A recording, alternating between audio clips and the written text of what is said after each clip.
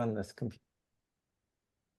Good evening, everyone. Welcome back to Chinese Medicine Integral Collective for our beginning summer edition. And it's just great to all be together tonight. The topic we'll be discussing tonight is Eros and Agape, and I'll introduce that topic. But first, we're going to have Alexander and Lorie are just going to set a context about the kind of discussions that we're having, and what intersubjective dialogue is, and sort of the parameters of what's interesting about it and what it requires from us. So Lorie and Alexander, take it away. Thanks. All right. Well, welcome everybody. So glad to be back with all of you listeners and those of us in the group here on Zoom. And yeah, so our exploration here in these conversations is to explore a different way of interacting with one another. And there was a period of time where people began looking at language as something that exists as a dimension of philosophy, that the spoken word is this expression that is deeply embedded in our nervous system and in the evolution of our interior. And so we can see that language has these very deep structures of yin and yang in them. We can speak in active, I make people sleepy. We can speak in passive, I am sleepy. Something's happening to me.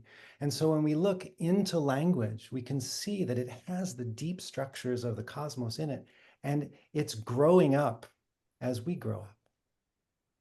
And so our exploration here is to try to catalyze the deepest potentials that we can in dialogue.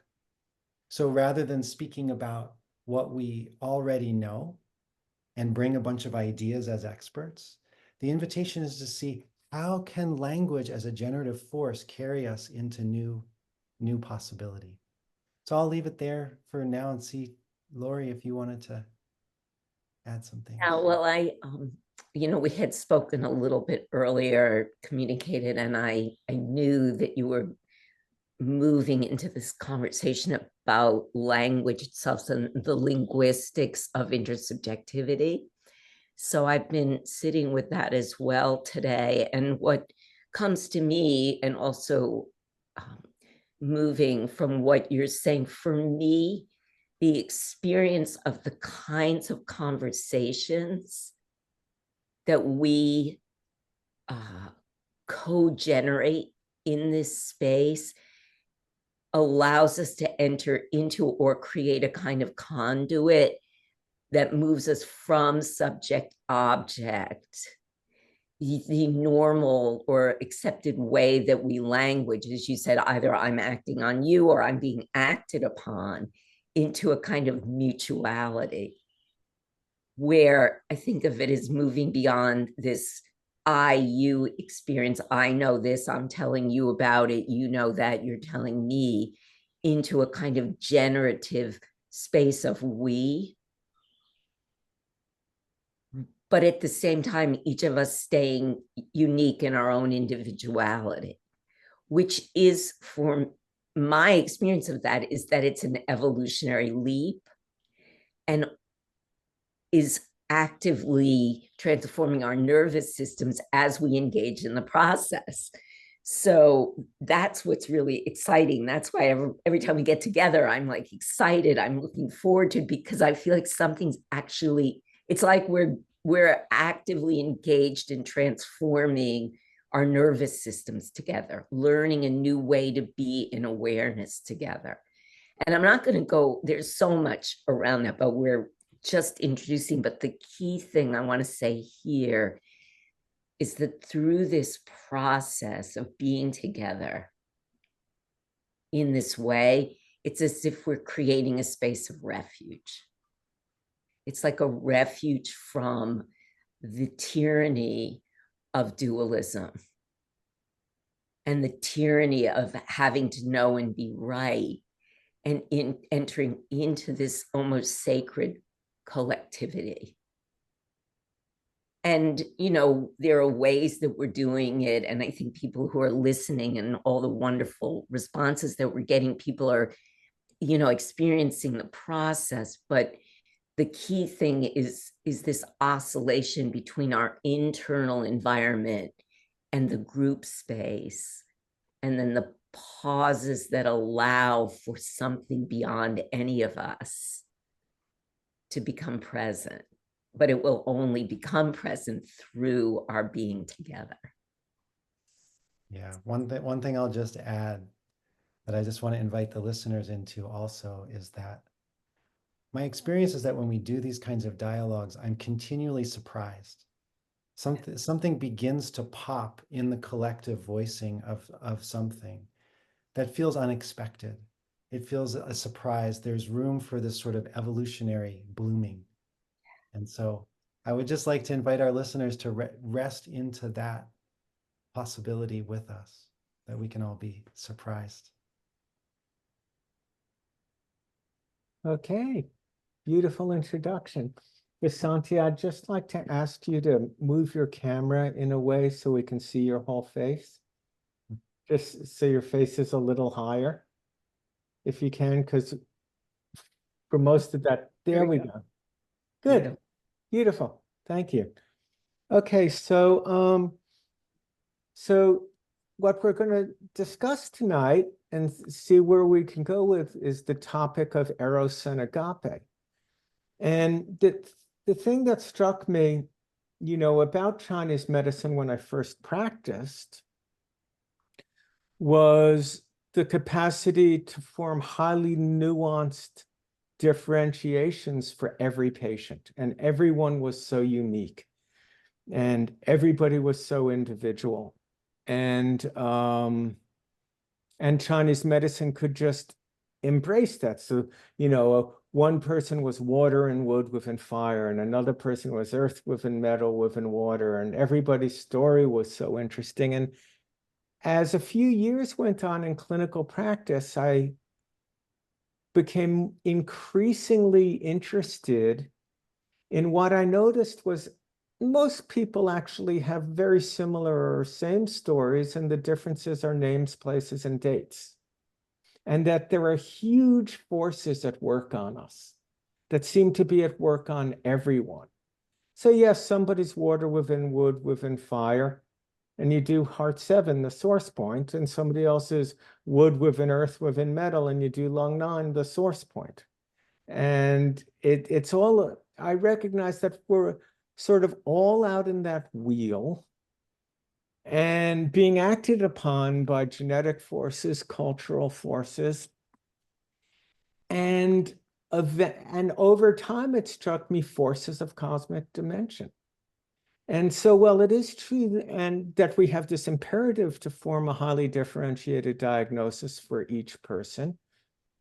On the one hand, on the other hand, there are huge forces of heaven and earth at work within all of us that are impersonal in nature, really, and archetypical. And these can be broken down two ways we can talk about yin and yang, we can talk about heaven and earth. Tonight, we're phrasing them as Eros and Agape. And I understand Eros as the creative thrust from kidney 1 up to GV20 along the left half of the Sheng cycle. The rising of the creative force within us, the kidney 1 being that eye on the bottom of the foot staring into the abyss, and GV20 being the top of the liver channel, the eye at the top of the head, and the Hun being the creative visioning spirit striving up the left half of the cycle from Jing through the exertion of Qi in wood up through the opening of the heart as a lotus, as fire on the left hand of the cycle. And that is the erotic impulse, and it longs for union. And when expressed through the lower dimensions of the self, at first that's physical union. And as we get to higher dimensions, it becomes union of hearts, union of souls, until we get to the highest dimension, which is really an experience of union in spirit and the recognition of there just being one. And so I understand Eros as the love of the lower for the higher, the striving of the lower toward union with the higher. This is the left side of the pulses, the kidney, the liver, and the heart. And dysfunction on that side tends to be represented in a lack of will, a lack of ambition, a lack of striving, or an excess of it that could be expressed as, live fast, die young, and leave a good-looking corpse. The 27 Club, never sleeping, never feeding yourself, not hydrating, just create, create, create, create, create, if we gave ourselves to that completely. And we can understand that as the urge to become, and we can understand it therapeutically as the imperative in healing to change. The imperative to evolve, the imperative to deepen and broaden our view and to evolve. So Eros is the creative impulse, the evolutionary impulse, the erotic impulse, the fire pushing its way higher. And that is balanced on the right side of the cycle by agape. And I would understand agape as the influx of heaven into us as it becomes blood and muscles. So the left half of the cycle has more to do with the question of how, as physical beings, do we evolve spirit through us? And the right half of the cycle, the digestive system, is more about how out of light do we create a body? And so I understand agape as the love of the higher for the lower, the motherly embrace, the top-down embrace of the higher for the lower. The Eros is the love and the striving for union with the absolute.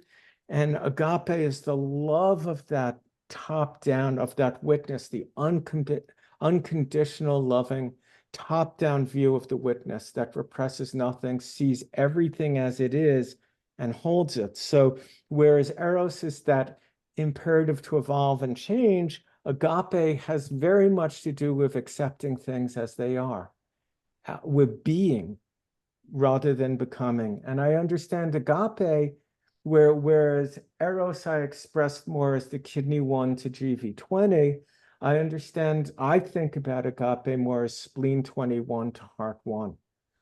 So if we begin the circulation of chi with heart 1, that big bang, 364 points later, we come to Da Bao, great enveloping, which the characters show a fetus within the womb.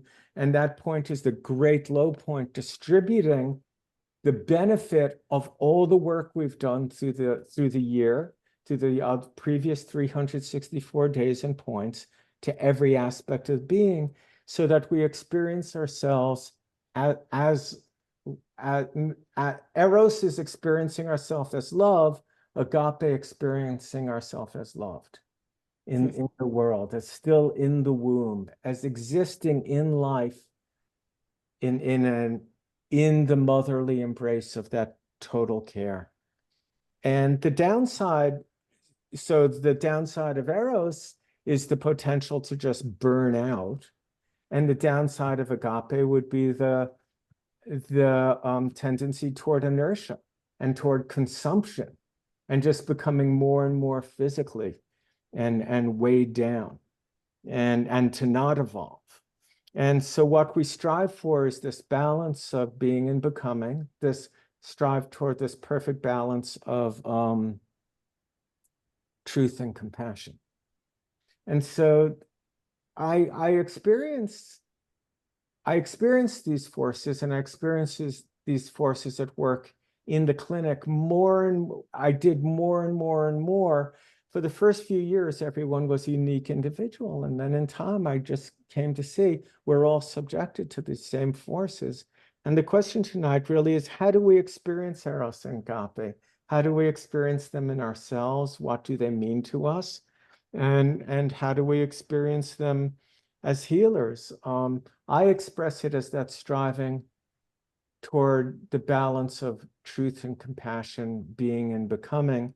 I think that each individual and each tradition is going to have a sort of inclination more toward one of these than the other. And what's interesting to me and unique in an integral tradition is just the imperative to be able to hold both. So for me, you know, I'm a woody kind of go creative kind of, you know, God, let the dead bury the dead, straight ahead. And so for me, there's just been, there's a lot of work in terms of, you know, my challenge has always been in being and accepting things as they are and nurturing things as they are. I've always been one to try to engender the imperative to change. And I'm sure for others of us, you know, it's much the other way toward agape. And so this is sort of a background of how I understand the contexts, and we see where we can go with that.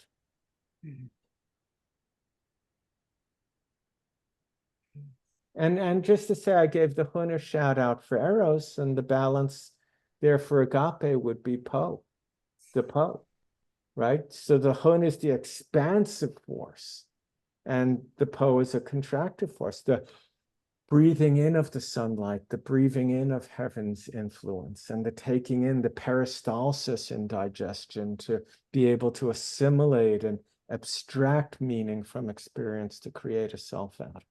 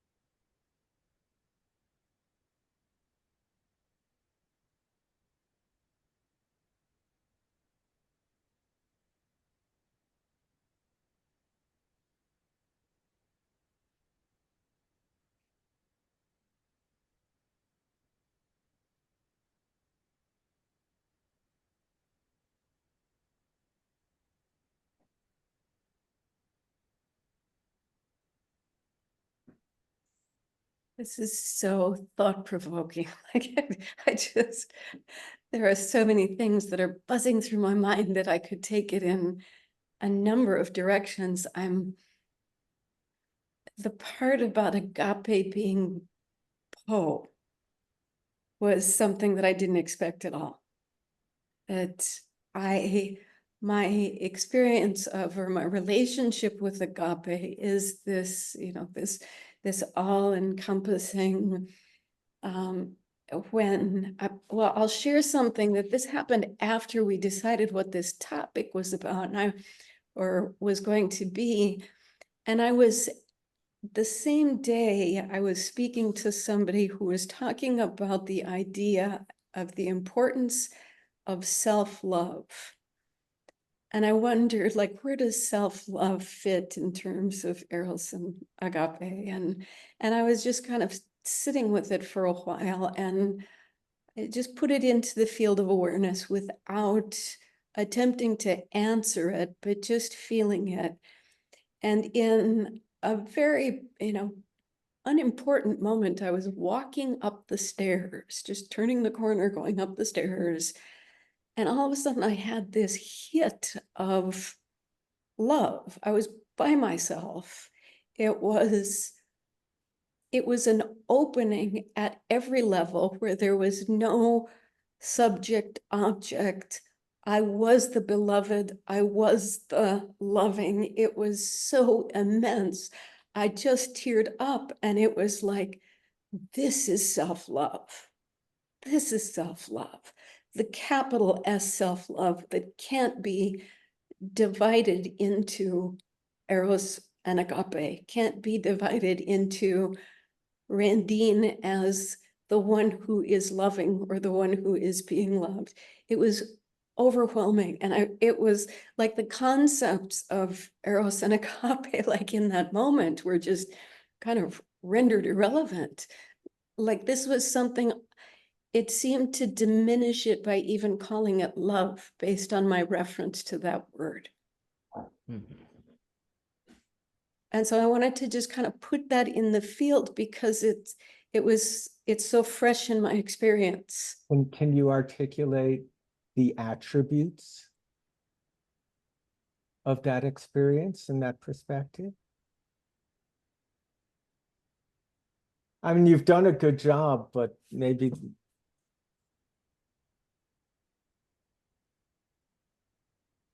Like a blinding intensity.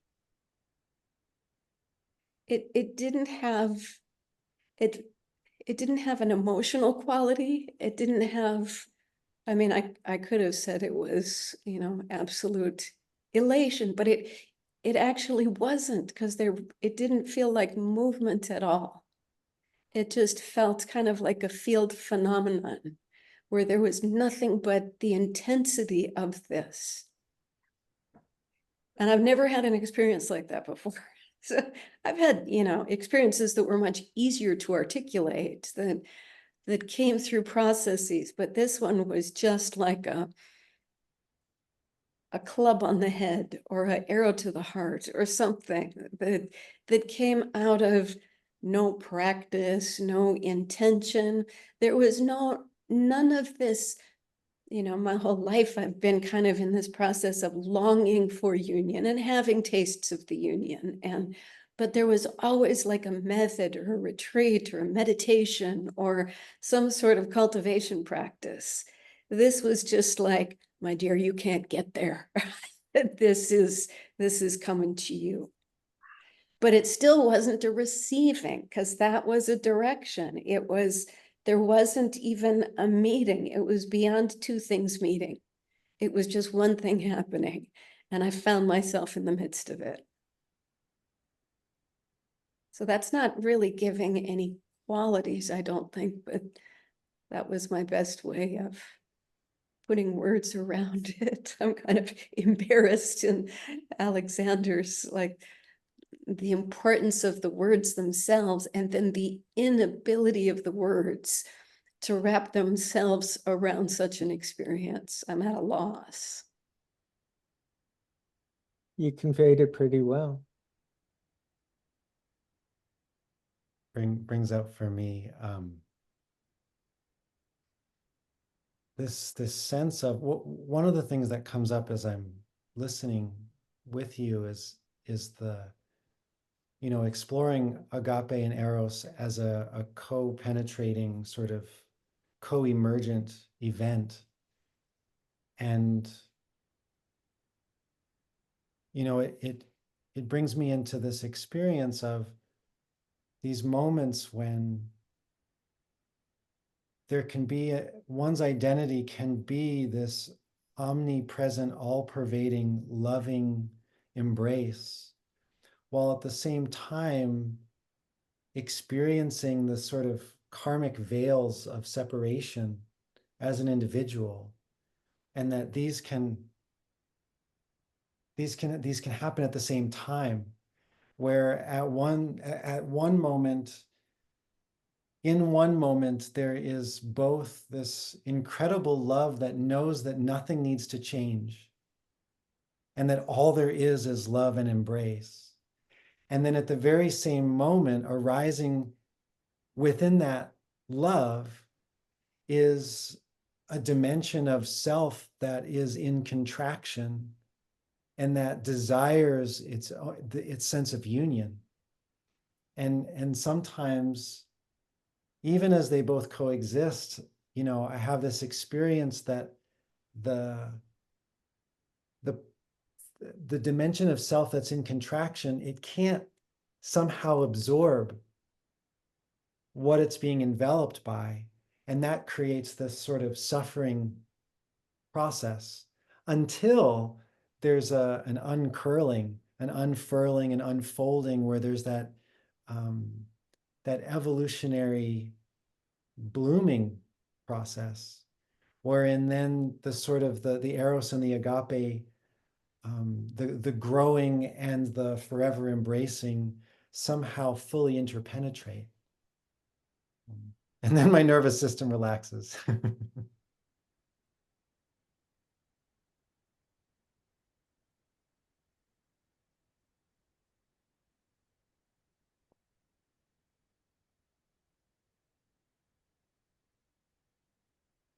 So I say that sometimes I think I've experienced that agape as something that takes over from me.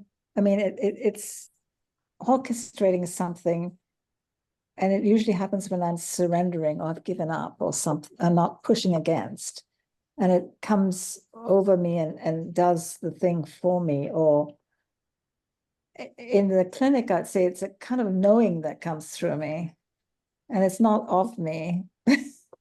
The problem with words is that words have sentences have a beginning, a middle, and an end. They have a timeline, and these things transcend time. So I don't know what Randine was experiencing, but it almost felt to me like she stepped out of duality. Mhm. You know, and how do we speak about those moments? When our language is trapped in the concepts of duality. At least that's the I whole. don't have vocabulary to transcend that. Maybe you do, Lonny. No, that's what we're striving toward. That's what this is. Yeah. So I put it in the realm of feeling and opt out of the use of words.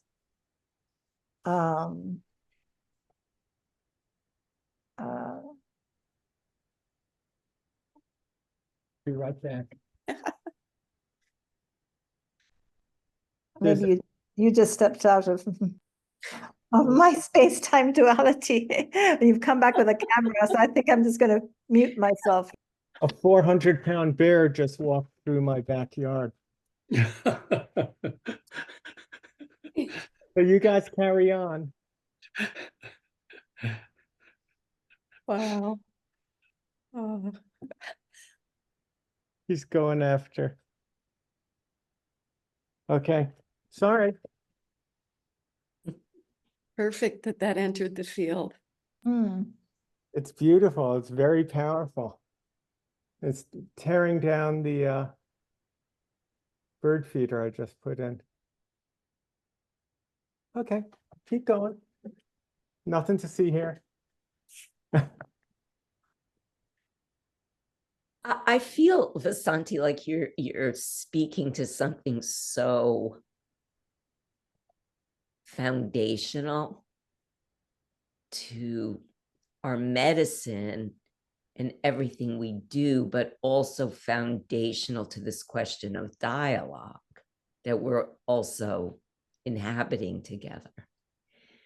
And it's funny, I've been thinking a lot about this sort of, well, first of all, of course, I keep hearing, the Tao that can be spoken is not the true Tao.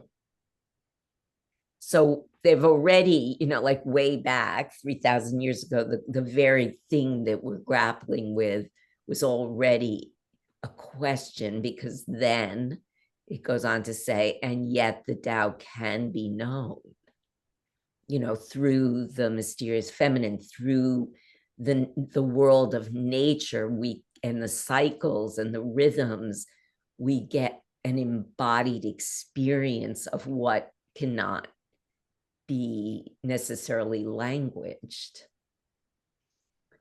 But being a writer and being someone, really, I mean, my whole nervous system is intertwined with word.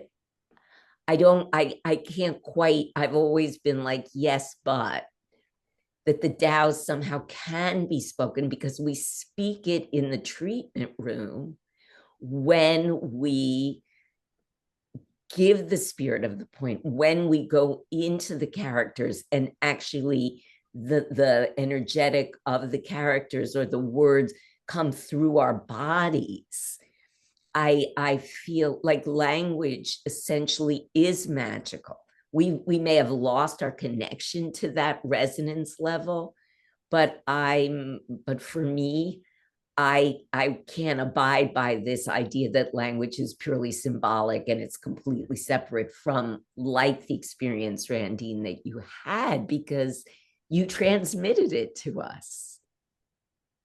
And you transmitted it to us through your words. I mean, yes, through your presencing and through your amazing capacity to extend your presencing, which is something that I know of you and I be with you, but you also spoke to us. Like, we were there, we heard the story, it was alive. So yeah, I think we're playing right at this sort of razor's edge of what language is. And it's really also primary to what we're trying to do right here.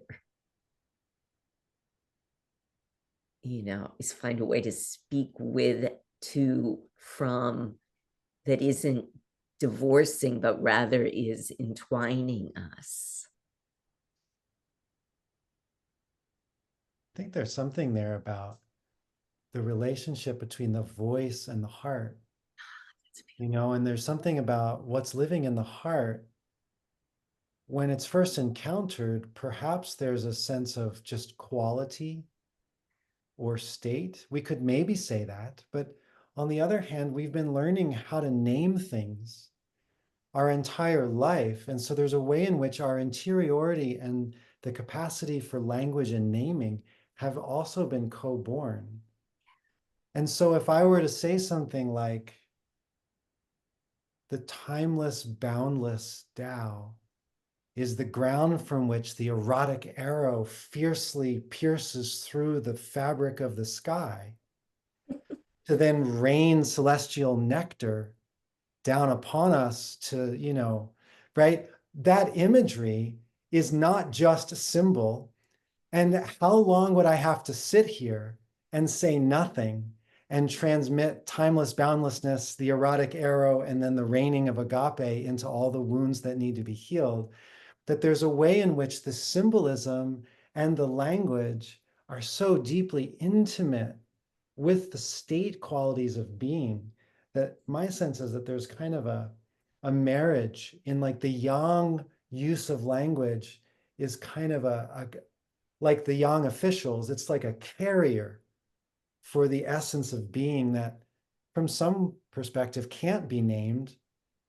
And yet the yang can kind of land us into something that we're like, oh yeah, that's called love. And it's healing.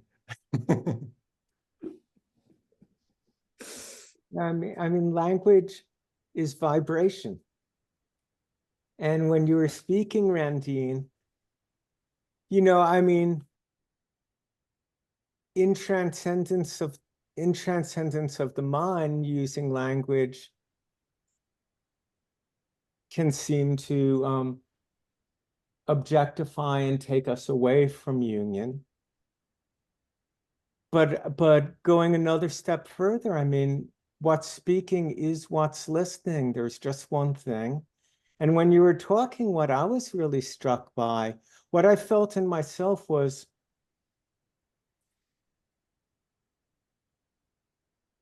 how moved you were by the experience and a very, very deep sense of care, like a real profound sense of care. And for me, I mean, you know, we make these dualities, yin and yang, heaven and earth, Eros and Agape, and we can speak about our experiences of non-duality in the past, like I had this experience. But, you know, right here, right now, here we are, we're one, and we're engaged. This is medicine. We're engaging in medicine, and I look forward to these things, and I'm excited about them because I will find myself and come to know myself in a deeper way. And I think that certainly language can be a barrier, but it's music. And from a certain perspective, it's the leading edge of cosmic evolution. It's the Tao talking about itself, struggling to articulate its experience. So here we are, 15 billion years into an explosion, at least around here. And we are, as I speak, as we speak, and as we listen, and as we hear, we are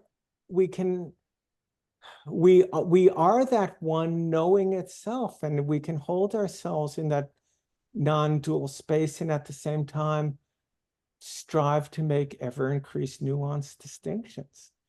And so that profound care, on the one hand, I've always had a profound care when it comes to doing, and when it comes to articulating in that sort of left-hand Sheng cycle sort of creative way.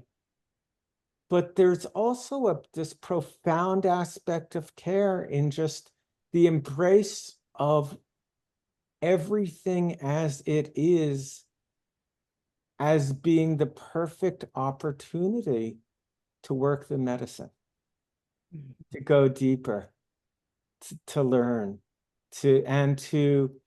and I've, you know, it's always been relatively easier for me to be generous and compassionate toward others. And I learn more and more about agape as exercising that care as just a deep embrace toward myself for all the ways that I am not yet at union with the highest I know to be true. As Alexander said, sort of, you know, to have that unconditional love and loving witness position toward myself, as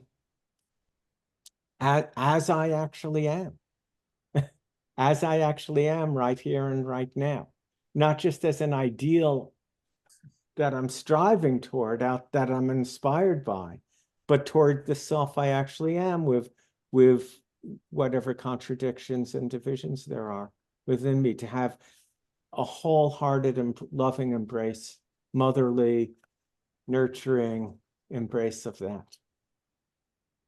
Anyway. Boy, that is so palpable. Like I can receive that.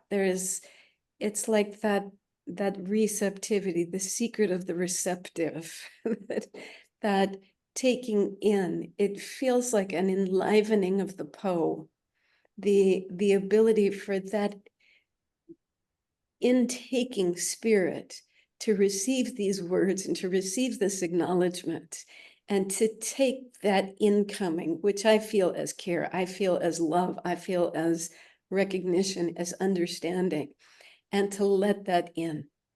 And letting that in is so much more vulnerable and challenging, and like, can it get into the cells a little deeper?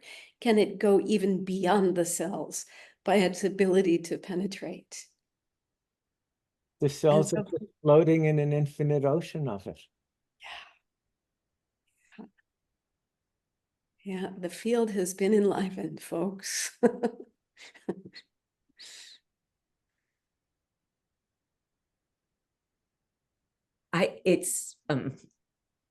really moved by this because, you know, in my own, as everyone knows, like I've been doing a lot of musing and meditation and reflection on the Po soul for many, many years, and the distortions of how that aspect of the medicine is portrayed in some of the texts. And the problematic grasping quality, Lonny, that you even speak to in that right side of the Shen cycle, in that I loved what you said, as we're taking light and turning it into form, there can be this kind of greed or grasping. And I've been sitting with so much, because I feel it's like, for me, it's the dominant pathology of modernity, is that this distortion of the function of the Po soul, and it's it's being turned into a kind of space of addiction, accumulation. And what I've come to in all of this musing and thinking and sitting with how do we begin to heal this level, what I got, and what's sort of blowing my mind here in listening to you, everyone speaking, is that the Po needs our care. It's like it needs to come out of exile. The body soul needs to be seen in its sacredness, and that we bring that. And I'm, in this conversation, I'm seeing that the care is a quality of agape, where we really, really see that we are disintegrating, that there is a natural kind of disintegration of the physical body. There's a giving over every moment that we exhale, and to really bring our care to this part of ourselves, the vulnerability of the body, and at the same time, the sacredness of it, that is just as sacred as the rising up towards spirit on the left side, is this giving back over to that deep, what I think of as the yin aspect of the divine. So care, was beautiful that Randine, Lonny, you yes, that's really, I think if there's anything I would name as a healing that needs to happen right now on the planet, it's that.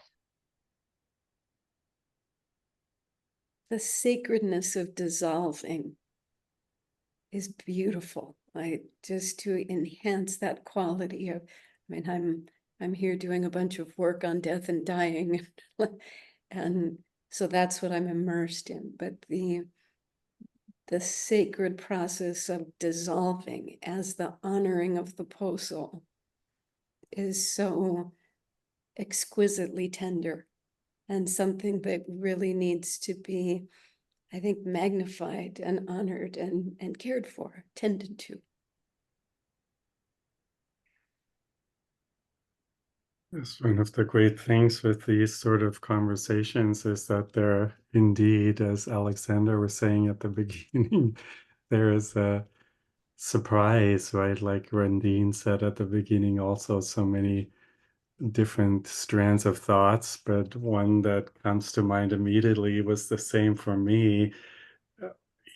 How are we bringing the Po together with the concept of agape or so? I was almost thinking opposite, but indeed, the longer I think about it, this is a very appropriate way of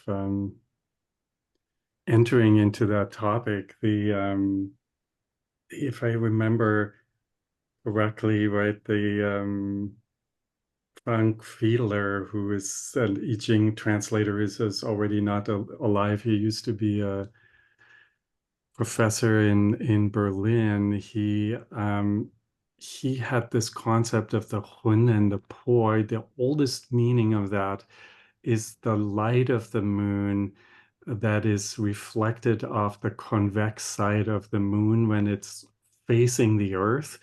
And then there is the dark side of the moon, the convex side of the moon. When that is facing the Earth, it seems to swallow all the light, and we have the dark moon. And so we've got this Hun and Po as these two, the light that is independent of physicality, that can travel, that we can send out through the acupuncture points when we're dreaming.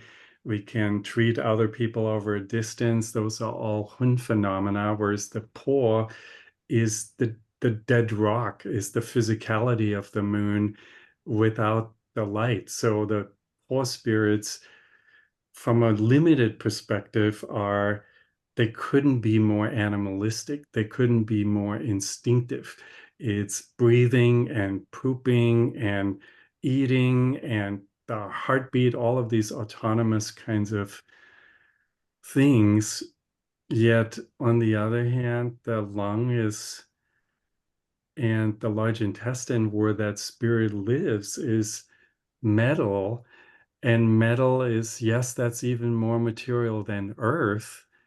And is at the end of the I Ching map of reality, where it goes from the Tao consciousness of the thoughts of God or the universe to the momentum when the universe wants to express itself in physical form.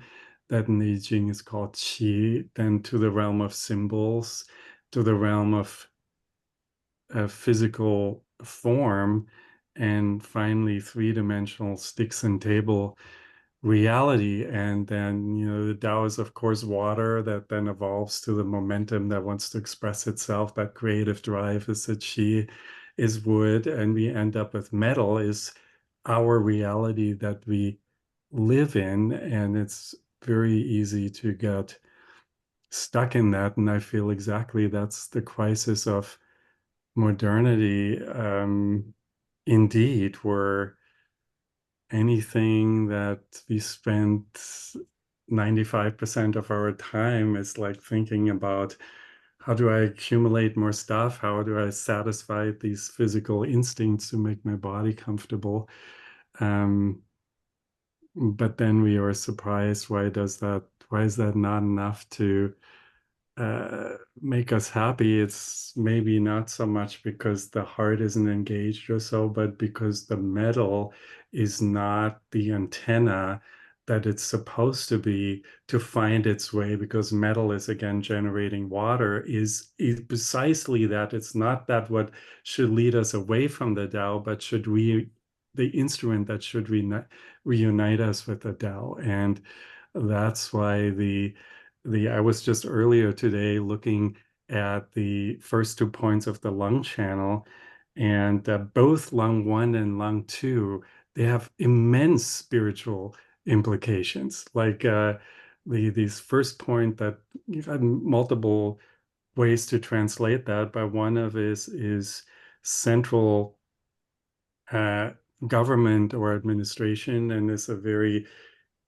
pointing to a place on earth where emperors Yao, Shun, and Yu used to live, and where they were performing spiritual rituals, and that's what they are meant to their stand for. And the next point, even more, Yunmen, the cloud gate, that's not only places in China are called that way, and we can visualize these Chinese landscape paintings where the mountains are like noses that exhale and breathe, because the pathology of that point is you can't breathe, right? Shortness of breath on like the physical symbol for that. But the deeper meaning of that is that Yunmen used to be the dance of the Yellow Emperor to bring down the heavenly spirits.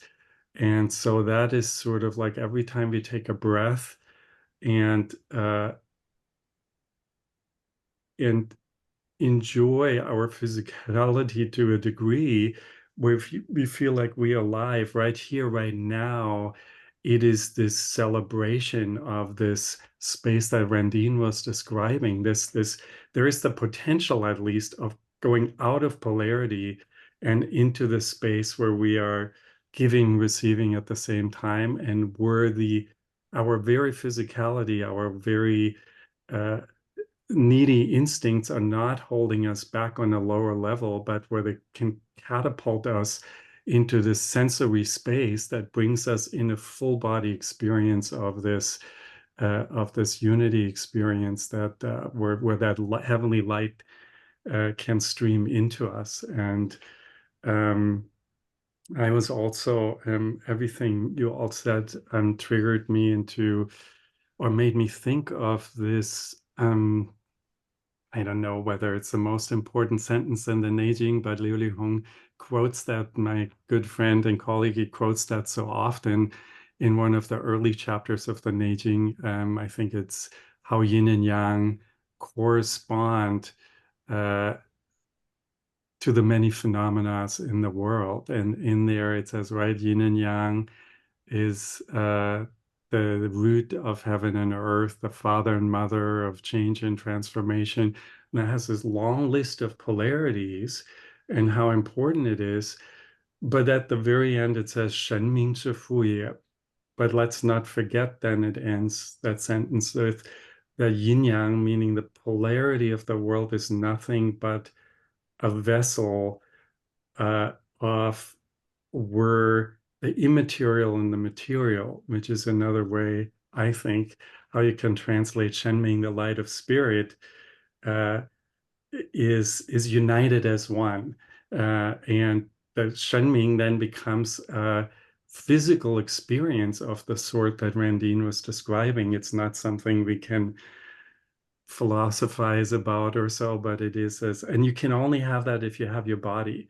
And so that's what I love about not just Chinese culture, but certainly Chinese culture spent so much time in reminding us that a material life and a physical life in the body and a spiritual life, they need to be, for full health, they need to be united as one. We can't deny the body and kind of check out and go into some kind of celestial space or kind of, or if we're doing it for a time, but it's in a certain way not real. And I think we've talked about that before at some other time, how in a certain way, why do we work with the 5 elements? Because 5 is the number of love, right? It's 2 plus 3, the first yin number, the first yang number, and is spirit in matter. It's always these two, this kind of sensory experience of how our body with all of its pore spirits is a receptacle for this heavenly light that then just without us doing anything just can download, and then we can radiate it back out to ourselves and our people around us. So those are some thoughts that, as I was listening to you, came to mind.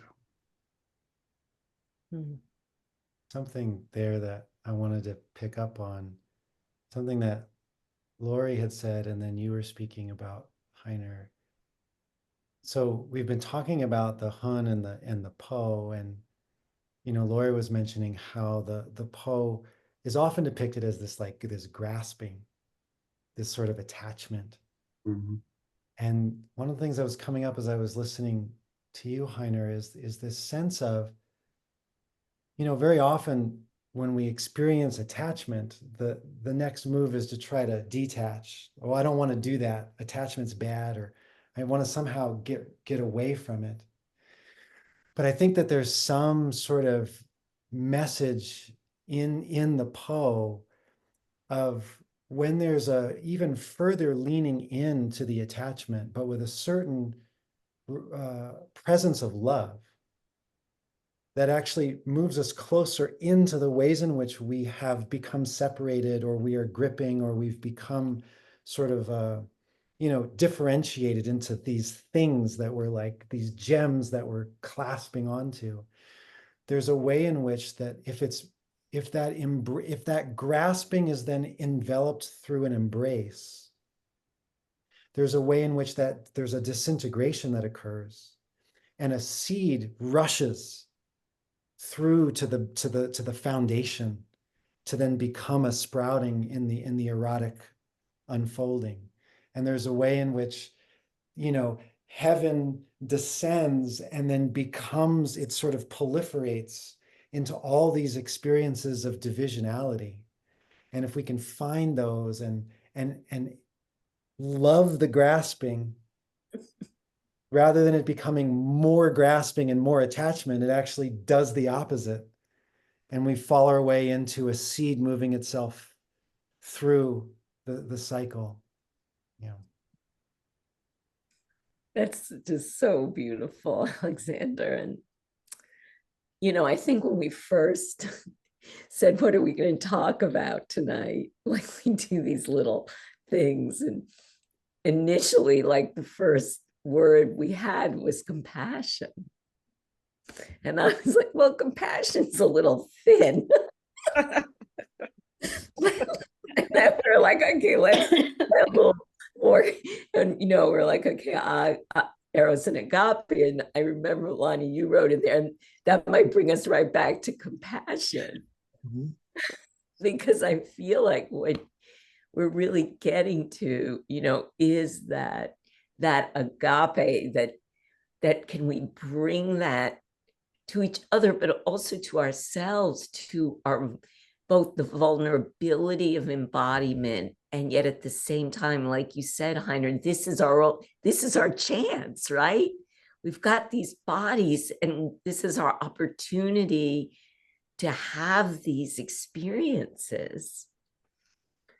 But I'm really getting in real time that the key to this is like this deep compassion for what the body goes through. You know, as you say, Randy, the inevitability of dissolution, that we're like, what can I do to, you know, like, if I have enough in my IRA, if I have enough gems, if I have enough of everything, maybe I won't dissolve, you know, maybe somehow I can avoid this thing, or, you know, at least I'll have enough to pass it on to my kids so they'll avoid it for me or something. But to really get to that place where we are not turning away from that and have compassion for that inevitability, but also for the abjectness of the Po. I mean, this is the thing that I'm really, you know, when we see these drawings of the Po soul, these ancient, you know, drawings of their distortions and their, you know, their oddness, that's really also us. And can we have agape for that? Can we embrace and hold that? Because I really feel, Alexander, what you're saying there is, if we move in towards it rather than turning away from it or exiling it or judge, if we can we embrace it, love it, care for it? That's the transformation. Like, that's where we come around again. The kids, they only want Bitcoin nowadays. At least mine. But yeah, no. And at the same time, I was just thinking, these experiences that we talking about unity, and even just knowing that the body has this potentiality of at any moment have this, yeah, you could say it's a physical experience of momentary enlightenment, really. Those things we can and should cultivate toward, and doing breathing and yogic movements and all of these things, and I don't know, talk therapy or whatever kind of is helping us at any given moment is helpful for that. I mean, from a Chinese perspective, probably starting with the body, like open up anything that opens the meridians will make us more start right. The lung channel starts right here. And this place is called Ying in Chinese, and Ying is translated as the breast, but it's really the place between the nipple and the collarbone. And it means it's the place where we receive, resonate, and respond. So this is the energetically most sensitive kind of place. And my own experience is, while I'm that sometimes these moments that Randine was describing, and some of these other moments where you maybe intellectually you read something and all of a sudden you get this deep insight, they sometimes you can work toward it, but a lot of the time, and I think this is important also for our listeners, it's grace. It's just sometimes you're trying hard and it's just not happening, and you feel very much in that realm of separation. And then other times it's just you don't even need to think about it. Everything is on a roll, and you in that space more often than not. I remember an astrologer once mentioned in China was just this 28-year-old kid, but he was right on with so many things about what he said about what happened in the past to people in the group. But he said, oh, your best years are 2004 to 2009. And by the time that rolled around, I had already forgotten about it. But if I think about it now, it was my just heart was so open. It was so effortless to be in this space where, I don't know, without shame, you are what now I would feel like you spouting like some narcissistic nonsense or something, but it was the only time in my life where I was able to speak as a teacher to audiences where many people in the audience would cry because there was a resonance and it was a natural thing that just occurred. And it was something that was where it felt like it was not me speaking, but something was speaking through me. And sometimes now these things can happen, but they happen much less for me now. So, so that's important also to recognize that we have this potential, but doesn't always mean we just because we want to or we're trying to, we can get to this place where it's this physical and mental and spiritual experience of the Shenming all at once. Yeah, yeah, I mean, my experience, so as you're talking, Heiner, and other people are talking, you know, the Eros, the erotic impulse, the evolutionary impulse, creativity, the striving toward union, my love toward that which is higher and longing to be a living example of that which I've seen is possible can be, you know, that's very beautiful and inspirational and a very strong motive, but it can also simultaneously be a denial of who and what I actually am already as that. And agape brings in that here in the moment already being that as someone on the path and the goal are one. And that my aspiration toward that is already that part of me, which is it. And the agape brings in that self-love for who and what I am here. And on the other hand, the agape that sort of loving myself as I am, where I am, for who I am, that can also deny the imperative of being awakened to the evolutionary impulse and having recognized myself as the vehicle for transformation, that life is short. This is my one life. I'm here now. I have a body. And the imperative to be a vehicle to respond to life in a way that actually makes things better. So everything is as it is, and everything could be better, and I'm the vehicle for that. and to be able to hold both that sort of motherly embrace, that in the womb, knowing that, as I said before, that I'm the Eros is the recognition of the self as love, and at lower levels, longing toward union, and at higher and higher levels, less physical union and more of a recognition of just union with what it is I'm striving for. And at the same time, again, that loving embrace and bringing that all together just into one thing. I think I'm just repeating what I've said before, but it really is something I work with and think about every day as somebody who, I just spent 40 years writing books and running a practice, and I've closed my practice and I'm done writing. And a big question has been, well, who am I? Who am I if I don't have some big project? And, the answer is, well, I could always be more kind. I could be more loving. I could learn to listen better. There are so many ways to improve and deepen, and also to just sort of to make more room for the mystery and find out and see what presents itself.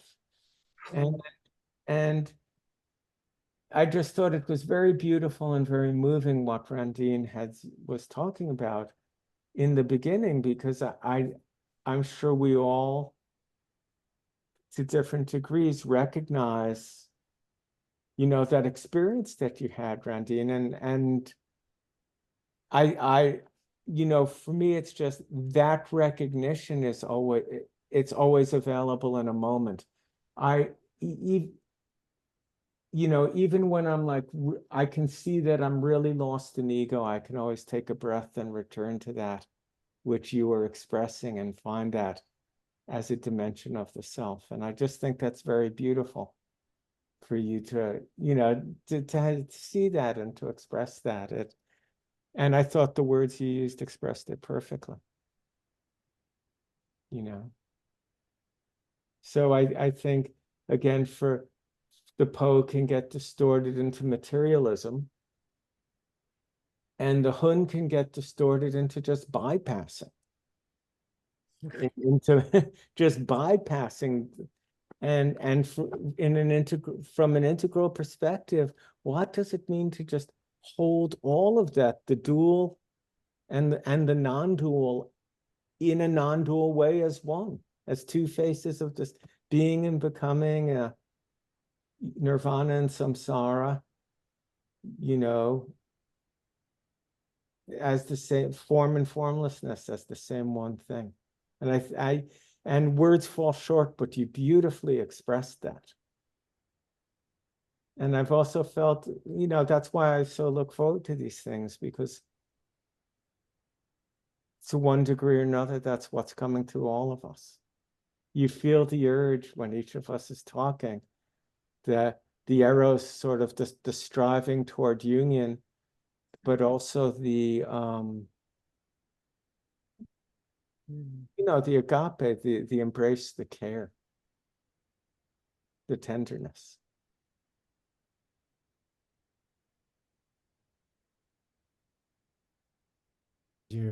As you're speaking, I have this image of the Sheng cycle, or for those who don't know what that is, and the listeners, it's like the wheel of the cycle of birthing and dying and birthing and dying and everything in between. And as you're speaking, Lonny, I have this image of Eros and Agape like growing into each other, where it's like Agape is in this descent, but then actually accompanies Eros on the way up.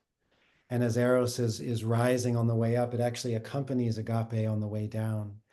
And this way in which, as you were speaking, this sense of, often when we're in that place of the evolution, the evolutionary, from seed to bloom, there can be often a sense, you were describing this striving. There can often be a sense of like, I need to get there. Right. Yes. But what's really interesting is if agape is allowed to accompany through, then there's that sense of, when I'm the daffodil bulb, I'm completely full and whole as it is. And yet I'm also not in negation to the stalk rising. And then as the stalk is rising, if I have that agape with me, it's like that tenderness reminds me of my wholeness as the stalk, even as I'm incomplete, as that then continues up into blooming. And anyway, that was coming up as you were speaking. Specifically, I'm sure it happens on the other side too, on the way down as Eros sort of moves down with agape, but I was mostly feeling into that growing gesture where I'm complete at every phase, and yet I'm also easefully growing towards the sun. Well, Eros is the influx of that light that the Po is receiving, which will influxes into us and then will rise and return back to the source in heaven and then influx back in with each breath.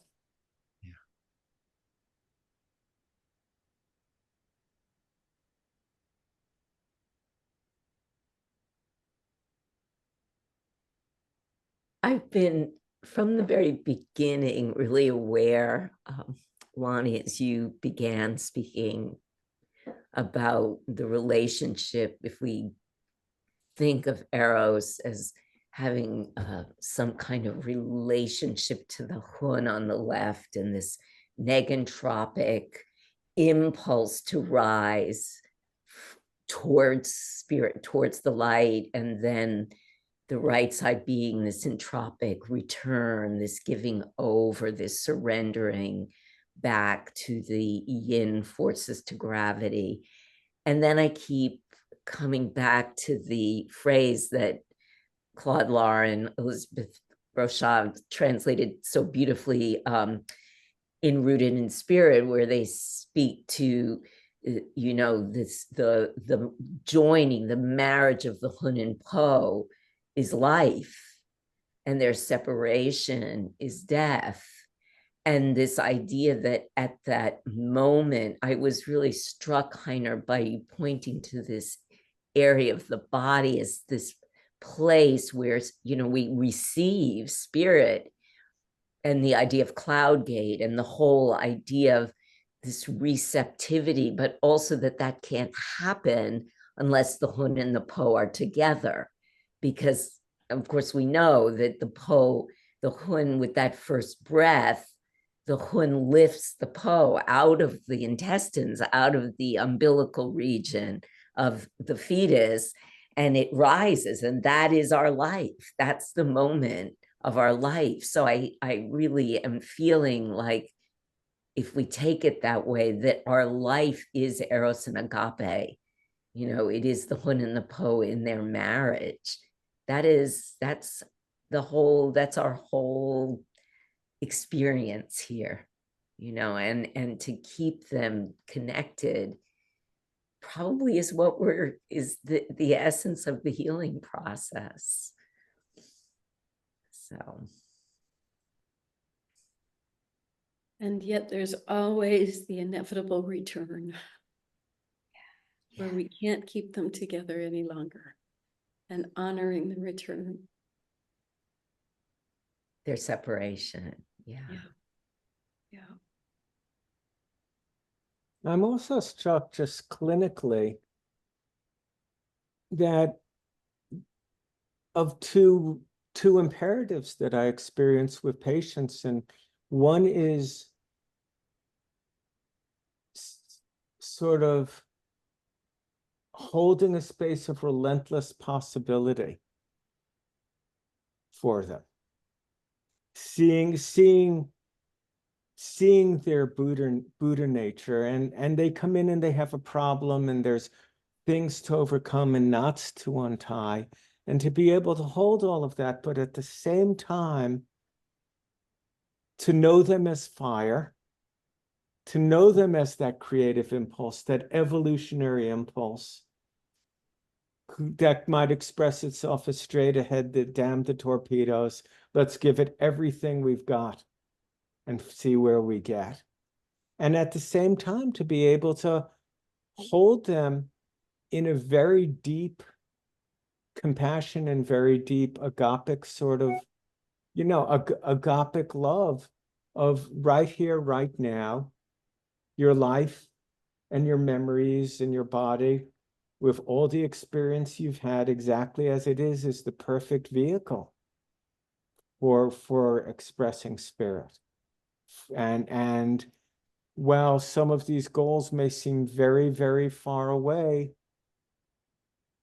there's an embrace, an unconditionally loving embrace for that person as whole, right here, right now, sitting in the chair, as well as the imperative of, okay, let's go, we're on this together, straight ahead. And both those things are, both those things have come into a real balance clinically for me. For much of my career, I was like, let's just go, let's just do it.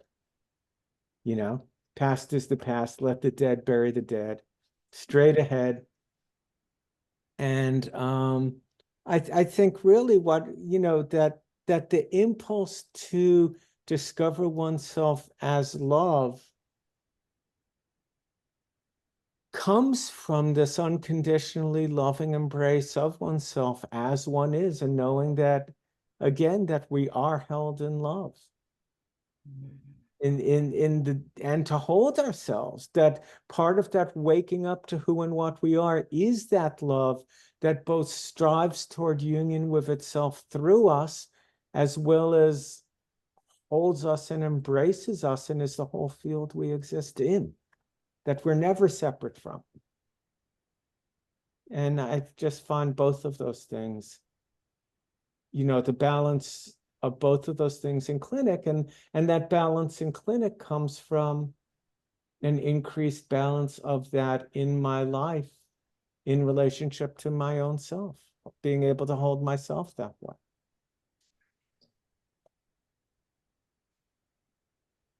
I totally agree with that, the way you express that, Lonnie. I find that's true in my own practice now. As a more experienced practitioner, I find that that's what's going on in my practice, and holding both those spaces, being there, seeing the person and loving who they are, and at the same time helping them with their goals, or whatever it is. And also, when you talk about being creative yourself, agape, that love which can only come through you, as you in your body, is the two things are going on at the same time as well. I think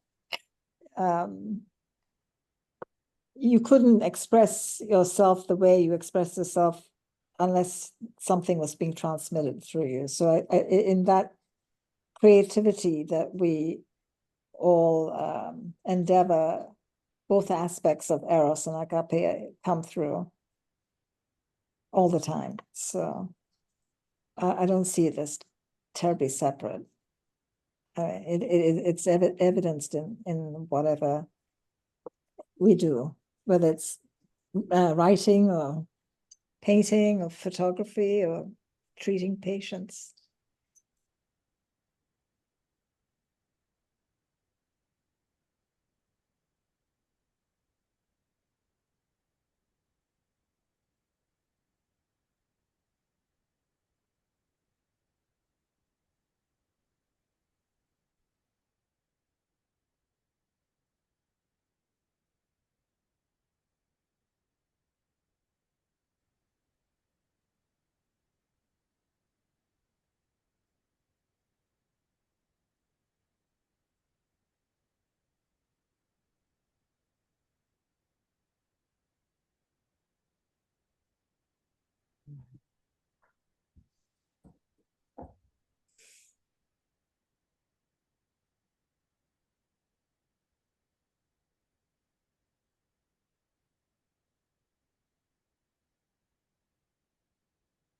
I'm reminded of times when I'm working with people and they're connecting to something in themselves that feels like it's stuck or resistant, and they're trying to get this place in them to get unstuck, and it's not working. As they try to get it unstuck, it seems to still be more stuck.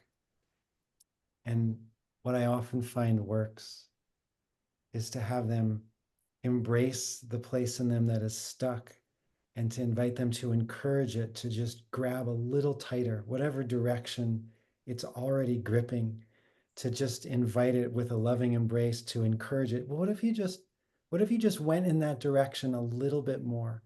You just grasped a little bit tighter around that gem. And that as soon as they do that, it's usually fairly instantaneous. All of a sudden they encourage it, they go in the direction that the thing is grasping, and then all of a sudden it opens, and it's like the seed was unlocked. The seed was unlocked. Instead of trying to break open the seed shell, there was another magic ticket to help that seed shell just open. And then there's that evolutionary impulse. There's no longer sort of a gripping around a certain sort of immovable structure. And instead there's that impulse to now transform. And often what'll happen is what looked like resistance transforms into virtue once it unlocks, and it's able to grow through that nurturing.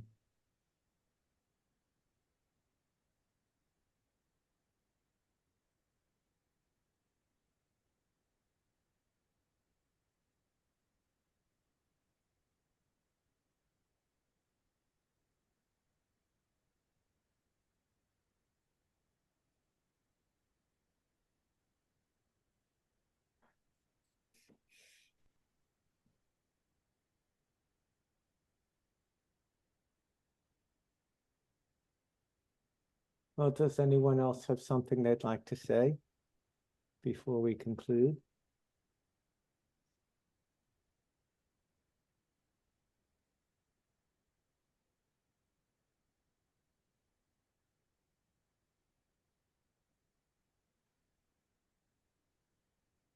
Well, okay.